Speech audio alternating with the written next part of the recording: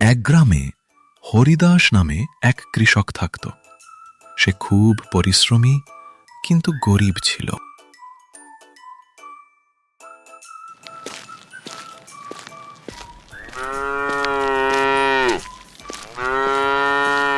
ভোর হতে না হতেই সে মাঠে যেত,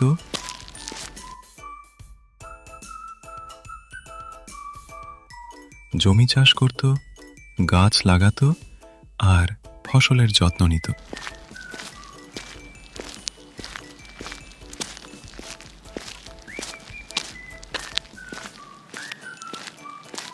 গ্রামের লোকেরা বলতো,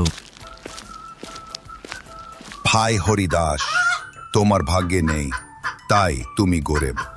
সারাদিন রোদে পুড়ে বৃষ্টিতে ভিজে এত কাজ করো তুমি, ভগবানই তোমার মঙ্গল চান না, বুঝলে? দেখো ভাই, আমি এসব বিশ্বাস করি না।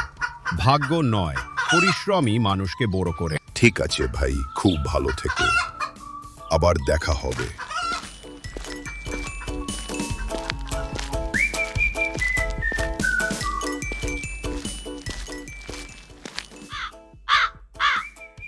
এক বছর গ্রামে প্রচণ্ড খরা হলো।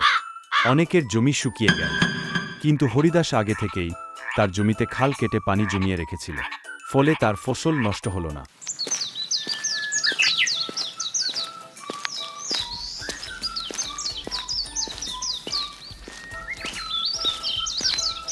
যখন অন্যরা ক্ষুধার কষ্টে ভুগছিল, হরিদাস তখন তার জমানো ফসল অনাহারীদের মাঝে ভাগ করে দিল।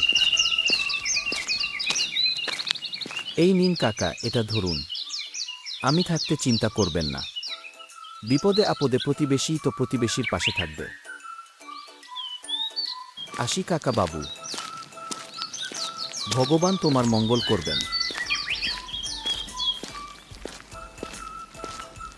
গ্রামের সবাই অবাক হল। তারা বুঝল হরিদাস শুধু পরিশ্রমী নয়, সে দয়ালুও বটে। পরের বছর গ্রামবাসী মিলে হরিদাসকে গ্রাম প্রধান করল, আর সবাই শিখল ভাগ্যের ওপর ভরসা করলে কিছু হয় না, পরিশ্রম আর বুদ্ধি থাকলে সবারই সফলতা আসে।